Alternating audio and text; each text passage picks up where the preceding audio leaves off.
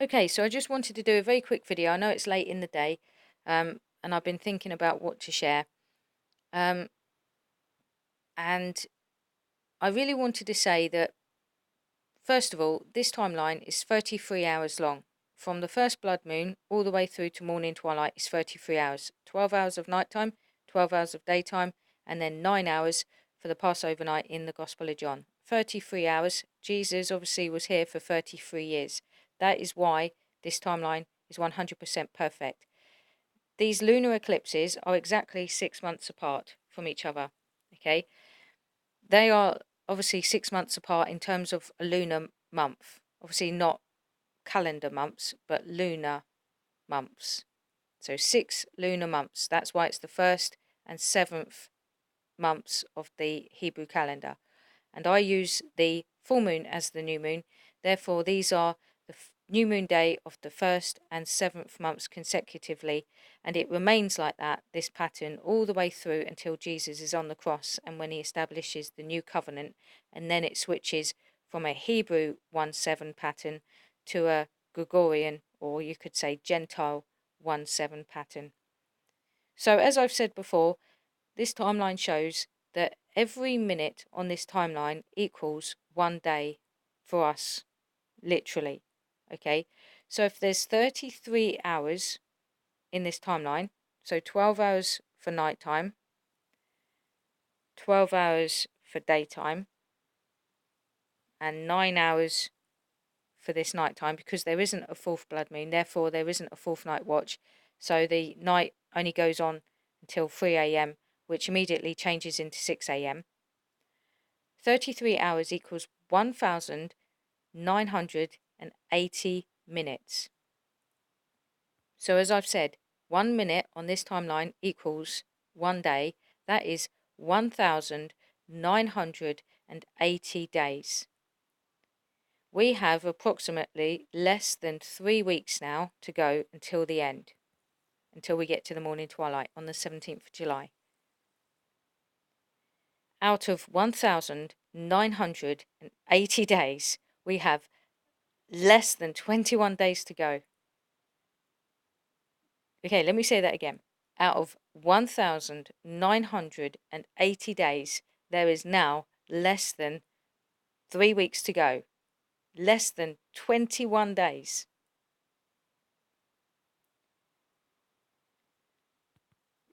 That is why there is this anticipation.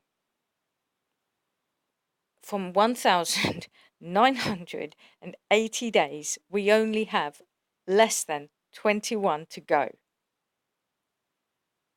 It is literally like watching, I know, okay, I'm referring it again to American films when you watch like the last few seconds of a basketball game, and are they going to score in that last minute and get that whatever basket is called? Or if it's some kind of, I don't know, touchdown in a, whatever you call it, what do you call it, American football game. It's the last few moments of this timeline. And this is why faith is rising on YouTube. What you're finding now is that genuine faith is being stirred. Genuine faith. And this kind of faith is spoken of in Hebrews 11, verse 1. Now, faith is the substance of things hoped for, the evidence of things not seen. Okay, let me say that again.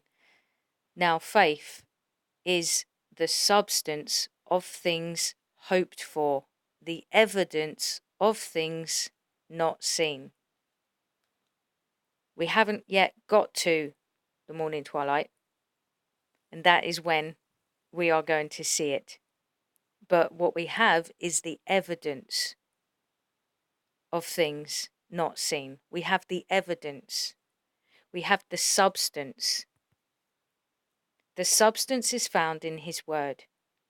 And the only way I can help you to understand, really, about how the four Gospels kind of overlay each other is to imagine you have two TV screens in front of you and you're watching them at the same time. You have a screen on your left, which is the Gospel of John, okay, which is running a day behind the other three synoptic gospels. When you go through this timeline, I want you to imagine you have these two TV screens in front of you. The one on your left is the Gospel of John, because it's a day behind the three synoptic gospels, and the one on your right as the three synoptic gospels. The one on your left, on the night of his betrayal, you want to imagine him having the supper with his disciples, and he washes the disciples' feet. In the other screen on the right hand side, you want to imagine him having the Passover meal, okay, in the upper room, and you want to have them playing at the same time. You want to watch them at the same time, okay? And then after that, you have on the left hand side screen, you have Jesus giving his disciples instructions in John chapter 14, 15, 16, and the high priestly prayer in John 17. As that's being played, at the very same time as that's being played, on the right hand side screen of the Gospels of Matthew, Mark, and Luke, you want to see Jesus go to the Garden of Gethsemane with his disciples and be watching and praying for 3 hours, because Jesus comes back every hour and says, why can you not even keep watch? Okay, that is going on at the same time as Jesus has given them instructions in John chapter 14, 15, 16, and the high priestly prayer. Then you want to see the scene happen on the left hand side screen. You want to see Jesus then say to his disciples, right, we're going now, go across the Kidron Valley and enter into the garden. And then on the right hand side screen, you want to see Jesus also saying at the same time, okay, time is up. My betrayer is at hand. And then in both screens at the same time, you want to see Judas enter into the garden and betray Jesus in both screens. In both screens, you want to see Jesus being taken to the religious leaders and be questioned by the high priest. In the morning, when Jesus is taken to Pontius Pilate in the Gospel of John, which is the screen on your left, you want to see that the religious leaders and the Jews didn't want to enter into the Gentile area of Pontius Pilate, lest they be defiled, because they wanted to eat the Passover. On the right hand side, you also want to see, obviously, Jesus be interrogated by Pontius Pilate. And you want to see also across both screens at the same time, Jesus being mocked and flogged. On the right hand side screen, you want to see Jesus be put on the cross at 9 a.m. And then on the left hand side screen, what's going on? Jesus isn't on the cross. Look again to the right hand side. Jesus is on the cross. Look again to the left hand side. Jesus is not on the cross. Look again to the right hand side. Jesus on the cross? Yes, he is. Look again over to the left hand side screen, the Gospel of John. We're now approaching almost noon, which is the 6th hour, and you'll see Jesus standing with Pontius Pilate, which is John chapter 19, verse 14.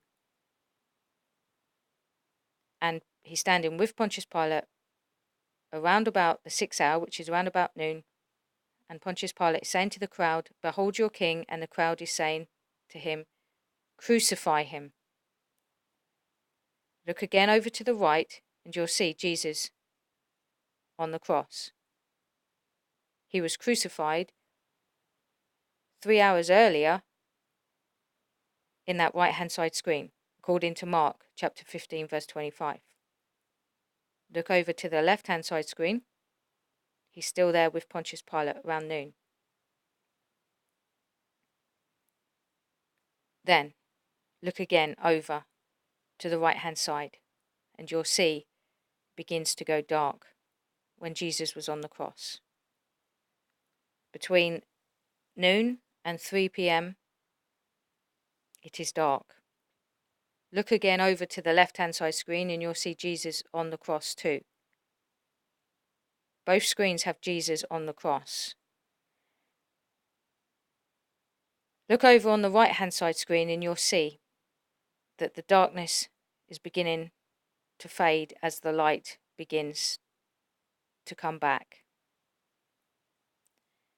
And Jesus says, "It is finished."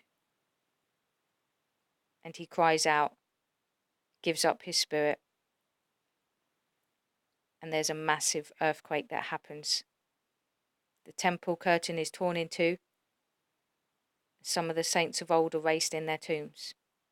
As that's playing out, look on the left-hand side of the screen and you'll see Jesus cry out with a loud shout, and the centurion looking at Jesus on the cross, whom I believe is Cornelius, saying at the ninth hour, obviously, "Surely this is the Son of God." Jesus is taken down off the cross in both screens and is put into the tomb. In the Gospel of John, they're trying to get Jesus into the tomb quickly because that evening is when the high Sabbath begins.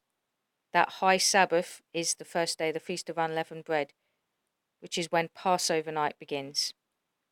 In the other three Gospels, they want to get Jesus in the tomb because the Sabbath is going to be beginning the next day. That Sabbath is the seventh-day Sabbath. This is really how you can see the time differences and the time parallels between the two. And to imagine at this point that Jesus is then in the tomb in both screens, and the tomb is closed. This whole entire timeline shows two signs of Jonah's because of there being two Passover nights. The first sign of Jonah was from the time of the Passover meal, or obviously in terms of Jesus meeting together at that evening point with his disciples on the night of his betrayal. And then obviously when he gives up his spirit at the ninth hour, that completes the sign of Jonah from 3 days and 3 nights, from the 14th day to the 17th day. Because it wasn't Passover in the Gospel of John on the night of his betrayal, that is why we have this merge of time, in a sense, coming together when Jesus is betrayed at midnight, when Judas arrives in the Garden of Gethsemane. And that is why we have this overlap of a sign of Jonah from the 15th day to the 18th day. And that's why you can have a second sign of Jonah that will extend the sign of Jonah until the 18th day, which is why you get the morning twilight happen on the 17th of July. Many of us felt that 2017 was the year for the resurrection. But because of the time loop, in a sense of there being this overlap in the Gospels, there has been an extension of the sign of Jonah in order to take us into Passover night, because he comes like a thief in the night, and the day of the Lord also comes like a thief in the night. So I wanted to help people to kind of visualize this timeline in order to be able to understand it. It's two films being played at the same time, yet different events happening, because obviously the Gospel of John is running a day behind the other three synoptic Gospels. And I also want you to understand the concept of how perfect this timeline is, in that every minute equals 1 day. So when the rooster crows at 2:59 a.m., which is the 16th of July, that is the last day of the third night watch. It's the last day of Passover night, because there isn't a fourth night watch. It's also the last day for the sign of Jonah. In a sense, it's also the last day when God shut Noah in the ark. Genesis 7:16, July 16. And this is really the reason why we have hope that really the lunar eclipse, the partial lunar eclipse that happens at about 10:30 British summer time, that is God saying we have until then to be counted worthy to escape the terrible times that are going to come after this. And that's what I'm going to talk about in tomorrow's video for session 5. There is going to be more terrible times coming, but Jesus has promised us that if we watch and pray always, we may be counted worthy to escape these terrible times. When is the time to watch? During Passover night. Everybody says we need to be watching and praying every day. Yes, we do. But Jesus is specifically pointing us to a specific night of watching. And Exodus 12 verse 42 says that specific night of watching is Passover night. That is why when the night finishes on the 16th of July, that is when we won't have any more time to watch and pray. That will be it. We've already had 1,980 days by that point to be able to have our faith proved and tested, and we've been given time. We cannot say we haven't been given time to repent, to cleanse ourselves from ignoble purposes in order that we may be used for noble purposes, fit and ready for the Master's use. This is why the 17th of July is the day. I never anticipated that there would be support for this timeline. I never anticipated that there would be an echo of a unity of voices being raised up alongside this timeline, such as Pearl and Crystal, who have boldly stepped out in faith in their own convictions, in their own revelation that they've received from the Lord, and how we've been able to be united together in faith. We've not united ourselves together in a way. It's you've done it. You've done it in order to bring us together, and that has to testify to the voice of God. I've not spoken any louder than I normally do. Obviously, I need to talk quietly now because it's late. It's almost 1:45 here in the morning. Pearl hasn't shouted any louder. She's still been doing her videos that she's been doing for the last few years. I've been doing my videos that I've been doing. Crystal's been sharing and encouraging everybody how wonderfully she's been doing it. But what God's done is He's made our voices louder by magnifying it together. And people are recognizing that now. There is some still resistance, but that's obviously because, the flesh is resisting it from those that, don't like to, have it in their faces that maybe this could be right after all. But there's still time for people to, be able to be encouraged by this work that the Father has shown to us. And I just thank God that people are now believing, because that's the most important thing, is that you believe that the Father is speaking to you. You don't have to believe me or Pearl or Crystal or anybody else on YouTube. What you have to believe is the Father speaking to you about this, about His time? And if He is, then you have a duty to respond to it. God bless you. Have a great day.